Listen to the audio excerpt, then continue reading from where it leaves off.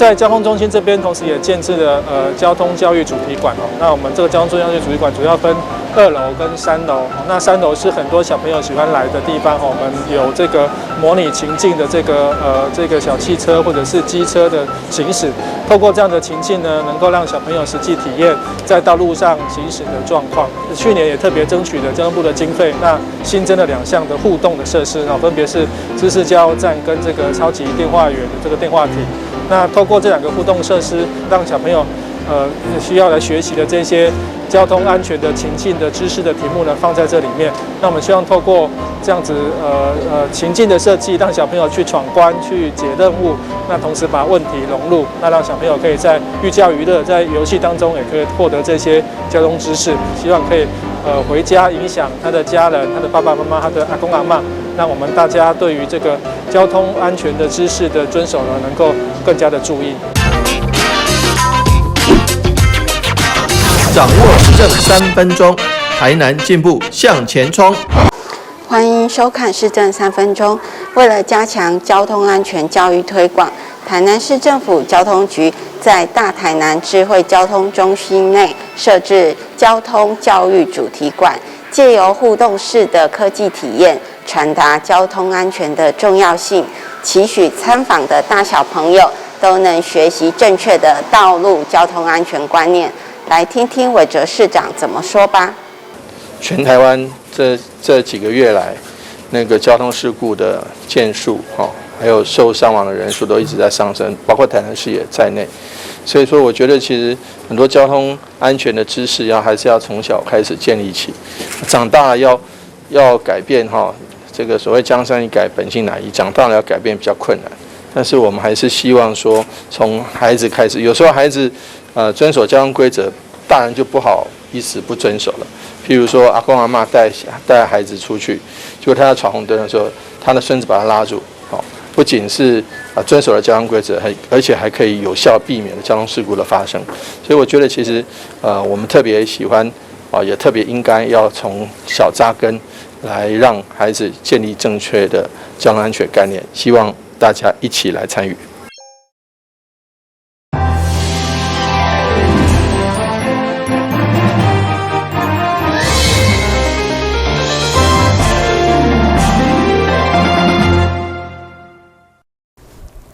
你好，是观众，欢迎收看2月21日中嘉台南电影新闻。根据了解，咱家台北、嘉义、台中市的管制议会已经审议通过《食品安全自治条例》修正案，要求3肉精零检出，但因为被中央宣布无效，申请宪法解释。对此，大法官将伫22号开庭辩论。台南市议会国民党团特别开记者会，呼吁公平、公正来审判。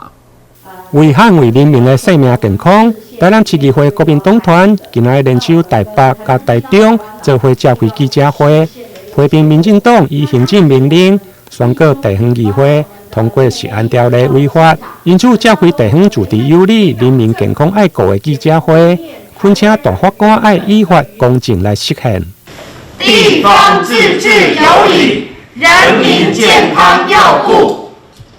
大法官不断借着解释，要求执政的政府，不管是民进党也好，还是过去的国民党也好，重视人民的健康，这是最重要的。所以我们希望说，现在的民进党政府，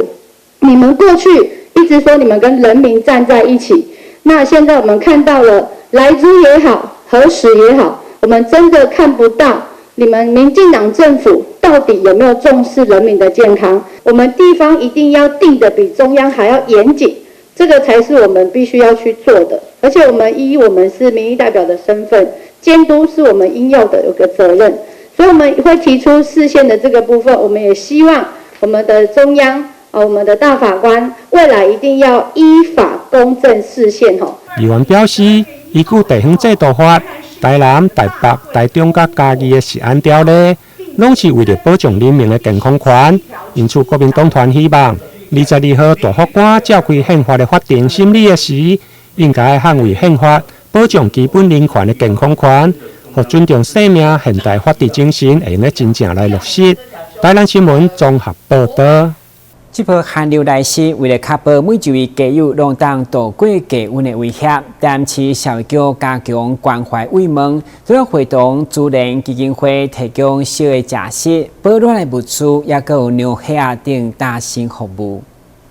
为了方便集中管理，目前位于东方地下道列管的家友有28位。市府社局因应这波冷气团南下，甲自然基金会社工提前启动低温关怀，要一一发送烧茶饮料，针对靠健康顾虑的家友买替因尿血压。以人道关怀，嘛是市民一份子的心情，希望因会当度过寒流的威胁。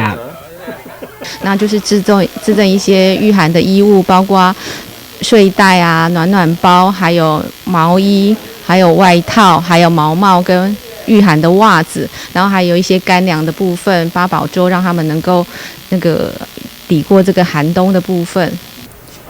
其实，除了政府关心，社局表示，真侪民间团体嘛会发挥爱心，送保暖的物资甲小的食食。当年疫情期间，家友组织伫半封闭型的地下道，为了加强防疫，唔通成为破口。社局嘛指派3位家友轮值，叫做防疫班长，来替出入的人量体温、喷酒精，严格遵守生命制。那我们就是还是设置了有防疫班长的部分，出入口里面都有做10连制，然后进来这地下道的部分必须要量体温。那如果异状的话，那防疫班长会启动机制，然后通报给我们社会局跟我们的外展单位做后续的关怀跟处理。徛伫政府立场嘛是积极可肯因会当住伫家友中心，只是家友也是介意自由，无希望被约束，所以暂时伫地下道安置嘛真无奈。台湾新闻管制何超邦采访报道。因应这波寒流威胁，要安怎穿的少，可以当适应室内外温度调整清差。百货服装专柜的推荐用长色，对内到外有3层的搭配，加上科技的材质，让大家穿的少个兼顾流行。这波冷气团加上个落雨，真正冷叽叽，唔过要穿好少，嘛是一领一领套伫身躯顶就好。以台湾天气来讲，也是要考虑室内雨外拢适合，临时雨外穿到室内个无法度烫，嘛互消费者因应寒流特别来选买。台南天气就是通常夏天会比冬天来的多，所以对我们的选择来上的话，我们不会想要选太厚重的衣服去做穿搭。所以像这样子单件的那种 Gore-Tex 或者是可以直接单件的这种羽绒是最方便。那因为台南如果下雨的话，骑车其实是比较不方便的。那 Gore-Tex 它全防水的话，其实是我们最适合的选择。到底天气寒要安怎穿出保暖、流行、佮袂湿、佮有高级的展出？百货专柜推荐的也是基本的用长色穿法，对内到外有3层的搭配。这种衣服它也有分厚薄。那如果说在最冷的天气，你可能这个当最内层，这个当中层，那我们的外层可以选择这一种，它是2件式的外套。那最外件这一件呢，它是 Gore-Tex 的材质，有到完全的防风、防水、透气。那里面呢是90%的羽绒外套。那我只需要把外件脱掉，就可以因应在室内的天气。对。那还有一种选择是这一种，它是已经里面有铺科技棉的。好，那这个的已经有添加这个保暖层在里头，所以它这个也是一种选择。这波寒流真正有过冬的感觉，加上落雨温度比体感的温度更较低。以专柜所推荐的穿法，上外1层的外套，佮加上轻薄羽绒，因为科技的材质，同款当穿甲真水。台湾新闻管制何超邦采访报道。昆山科技大学持续针对台南地区的民众进行民调，18号公布台南市长黄伟哲任期最后一档的民调结果，其中施政满意度高达82.2%，毛8成以上民众表态支持连任。今日是各县市长任期最后一档，各界拢在关心首长的任期内施政表现。其中，昆山科技大学就公布台南市长黄伟哲任期内最后一档施政的相关民调，结果施政满意度高达82.2%，团队的满意度嘛有超过79%，而且经过分析比对，民进党支持者满意黄伟哲施政表现的高达9%，国民党支持者嘛有75%的满意度。同时，民调期间，伫竞争对手嘉龙界、陈奕迅等渐渐步出台面以后，黄伟哲犹原有8%以上的民众表态支持连任，显示市民伫知影国民党可能的参选者以后，对支持黄伟哲连任的态度并无改变。台南新闻顾及何秋芳采访报道。先歇阮一下，马上登来新闻现场。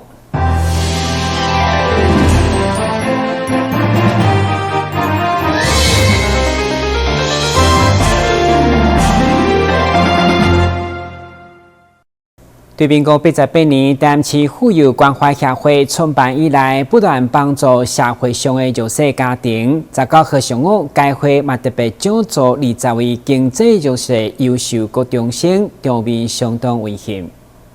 自民国88年起创办台南市妇幼关怀协会以来，理事长王立清一直不断针对社会上弱势妇女佮儿童表示关心，佮提供因基本的物资来协助。20几年来一直保持着同款的初心，希望会当借此去帮助着社会中经济需要帮助的家庭。每一年都办了帮助咱的贫困儿童给他的补助金给他物资真的很感谢我的这个姐妹们、协会的会员们，还有一些爱心人士都会说，你请你来做不要紧。那需要我的时阵，我一定听你。你看，在这个经济不景气的状况之下，疫情严重的状况之下，他们的工厂都很难有很好的订单了。他们还是鼓励、支持了我们来赶快把这个更需要帮助的这个弱势家庭来帮助他。所以呢，今天我们也特地的请了挑了22位的那个贫困协同。包括家长更感谢就是校长，我没有想到说今天的校长全部都到齐。经立法委员李正杰嘛到现场对协会一直以来努力表示肯定，同时嘛感谢协会中的干部愿意贡献家己的时间来帮助经济有需要帮助的弱势族群，嘛呼吁社会中的当有经济人做伙来投入做爱心。这个发愿希望能够。在这个年能够社会更平和怎么样平和呢？口罩要戴紧一点这疫情赶快过去了那除了这个之外呢，就是有一些社会需要关怀的角落那我们可以今年特别的发心能够更加强的这个关心那。妇幼协会，我太太其实是创会了那历任经过很多的这个干部群那到了这一次大概是今年吧应该是去年了去年的改组，他又回来又重新再回来的。活动的最后嘛，由协会来颁证辅助金，佮有简单的生活物资。民间的团体嘛，透过无同的方式来帮助弱势的民众，希望会当抛砖引玉，互经济资源投入去做伙，互社会更温暖。但是新闻刘品言采访报道。台湾创专都要登记推广艺文活动，嘛将服务处打造成展演的空间。即摆甲光点儿童动静辅助协会以及幸运爱心团体合作，将一寡动静儿童的画作展览，并且提供领用收藏，并且要将艺术专业馆出来，帮助这群弱势。19岁下晡，台湾创专服务处展出12位严重病症的小朋友的作品。这小小艺术家伫咧甲病魔对抗的过程中，可以当来享受艺术所带给因的快乐，实在是让人非常的感动。小朋友嘛，保持着感恩的心，希望当透过作品来感谢医疗团队跟大家照顾。特别的是，我们在我这边有一个公益的一个展演的一个空间。那我们这次展出的主题就是我们帮12位的重症孩童，包括有患这个白血症、有癌症，很多的一个重症的孩童他们的画作，那他们每一幅的画作都非常的感动哈，而且它是有很深度的一个故事。那也借由这样的画作，希望能够带动大家对重症孩童的关心跟照顾。活动的现场市员陈义鼎有社会局长邱荣珠嘛到现场表示相当的支持，感谢创中议员发起这有意义的活动，让大家有机会做伙参与，来替这些囡仔在咧成长的过程中提供一寡贡献。这个活动是让非常的感动。前一阵子呢，我们也有一个日本的和乐吹来的风，它是针对身心障碍的朋友，然后就开了一个画展。那重症儿童他也有画展。那像这样的话，他会把自己的心理上的想法跟心理上的理念法，把它呢表现在他的画里面。其实这个部分都是我们经常忽视的一群。我们一般都认为说，在整个画作里面，就是要什么画家或者是有特别的训练的这样子的画展，是不是比较有感觉？但是反过来说，像这样子的画展的话，带给我们的重症儿童或者是弱势的这些小朋友，他发自内心的自然的一个感受出来，好，这个能够去启发他。那我们也可以针对这个部分去了解他的心理的取向，也可以做一些协助让他也发出自己内心的一些感受。现场嘛邀请到小朋友来做伙接受访问，小朋友嘛做伙来向社会上曾经来帮助过因的人表达万分的感谢。这摆作品目前已经有500度去互卖走，所得到的费用嘛转数捐出来作为这寡囡仔的辅助来使用。我不认识你们，但我很谢谢你们，谢谢你们。台湾新闻刘品言采访报道。为了促进南科顶高科技产业发展，淡市林德再生水厂新建工程正式启动认证平台，希望守护重大建设推动会当如期如期来完成。仁德再生水厂新建工程联证平台正式启动。我们是不是也请林德再生水厂新建工程认证平台启动仪式，由市长王伟特亲自主持。并邀请到法务部认证署长郑明谦、台南地检署检察长叶淑文、台南市调查处长汪维义等人的见证之下，正式启动。就由认证平台设立，和公务员、执法机关以及厂商，都会当在一个透明、公正的平台上进行作业，和公共工程的效率、公正性以及合法性，都会当得到彰显。举凡到了工程有些外界不了解，就会有一些想象空间。那这样的想象空间对公务员、对执法机关、对工程界都是不利的。那为了让工程界、让公务员、让执法机关都能够在清楚的、公正的透明平台上来运作，那这样子联证平台的建立，我们感谢法务部能够发展出来这样子一个好制度。那在这边我们已经不是第一个联证平台建立了，那也期待顺着这样子的一个制度能够让台南市的公共工程在效率上、在公平性上、在适法性上能够更好。机关采购联证平台，它是结合跨领域的一个合作，所以今天我们是聚集我们整个中央地方的政府的一个团队来全力协助联证平台的一个推动跟一个落实。所以我们是强调是跨域的一个整合，我们强调公部门跟私部门的一个合作。那还有一个很重要的元素，就是我们希望做一个行政的一个透明，透明的机制每一次的一个工程的一个进度，或者我们在平台会议有什么样的一个讨论，碰到什么样的问题，如何解决的之道，或者甚至有创新的一个做法，我们透过这行政透明，在我们一个工程的一个联证的一个机关一个网页上一个专区，我们把这呈现，让市民能够随时的一个监督。市府表示，联德再生水厂不只是代表台南市第2座再生水厂认证平台启动，也是全台以水换水模式的先行者，同时引进民间专业技术能力，让再生水会当稳定供水，并持续有效利用，共同提升水环境品质。加创造产业日基，达成水资源循环再利用的目标。台南新闻张秀伟采访报道。由社区所举办的社区福利成果嘉年华现场，总共有35位社区发展协会展现因创意成果甲精彩表演，其中有位特嘛到场参加，并且表扬社区发展工作的职优单位。由台南市社会局举办的“让爱亮起来”社区福利成果嘉年华，19日伫北区四季廊道热烈登场。现场有咱市35个社区发展协会展出因的社区营造特色，同时也希望透过活动的举办，互各社区之间会当互相交流、联络感情。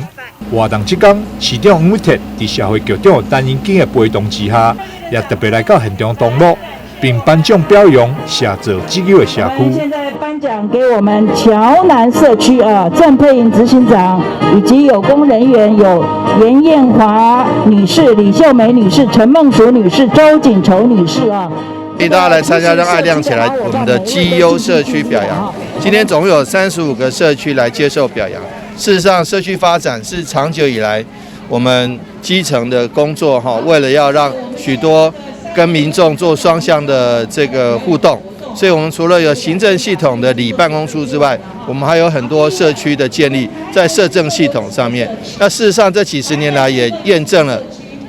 许多社会福利、社会政策，还有许多公共政策的推动，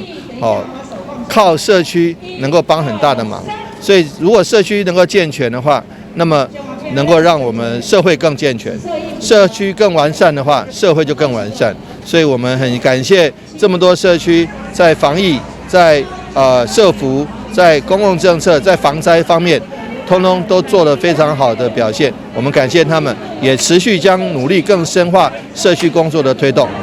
除了颁奖表扬，主办单位嘛规划予参加活动的35个社区发展协会展现各种才艺，有舞蹈表演、有戏剧演出，每一个社区拢用尽全力，要来争取任务。看到大家用心的演出，和社会局长陈英基表示，每一个社区拢是职优第一名。咱遮侪社区会当共同来参与市长咧问我讲，倒些职优，我说全部都是职优。今仔来参加更是特优。所以我只要在座感谢市长，我7个分数还是特别讲叫我跟转来甲各位致意啦。我想讲，只要感谢咱对市政的支持再次的感谢各位，祝大家。局长陈英基表示，社会局将会持续交织社区能量，成为社区的后盾，并会甲社区携手扶持，期待社区会当永续发展，创新发想多元方案，推动变成即时的服务，符合在地需求。台南新闻张秀伟采访报道。为伫中义路顶全新开幕画廊，是透过老厝来改造，希望伫充满历史记忆的老厝当中，结合各种艺术品，让大家看见古早美感。伫第一场展览将到4月2号早止，欢迎大家到场来感受。艺术的传承佮开创中，随着每一个人的眼界佮心境无同，会不断有新的领悟佮实践。伊的真善美无边界，伊每一个时刻拢存在伫咱的日常生活当中。透过艺术，嘛会当对内底找到真真正正的家己。对2月19号到4月2号的期间，欢迎会当到中义路上的3画廊，共同来欣赏由15位台湾佮日本的艺术家共同展出的作品。我们这次的展览呢，有邀请了15位艺术家，有11位是台湾艺术家，然后4位是日本的艺术家。那这个平台以后会比较多，就是以台湾艺术家为主。那同时就会邀请很多可能是日本或其他国外的艺术家来做一个对话。那为什么会选择在这个地方其实也是一个因缘际会，因为这个地方原来的屋主也是在30年前，也是一个非常喜欢艺术，收了100多张艺术品，对，所以这个地方选择在台南，也本来台南就是一个文化古都，那加上文化局也一直不断在推广很多跟艺文有相关的活动，那这个地方我觉得是一个以后可能更跳脱以前画廊的形式，然后这次的展览我们邀请的艺术家呢有从60年代出生的到70、80、90年代出生的艺术家都有，所以横跨三个世代，那就等于是说你可以从这个展览里面看到，应该台湾艺术家有很多不同的艺术面貌的呈现。画廊嘛，成为艺术家佮有收藏家的桥梁。透过镜头会当看到每一件艺术作品，用因的方式来向人来传达某一种消息。伫画廊中间会当看到复古造型的经典放大动画车，欢迎有缘民众会当伫展览的期间来到现场，做伙接受艺术的熏陶。台南新闻刘品言采访报道。感谢收看2月21日中嘉台南电影新闻，咱再会。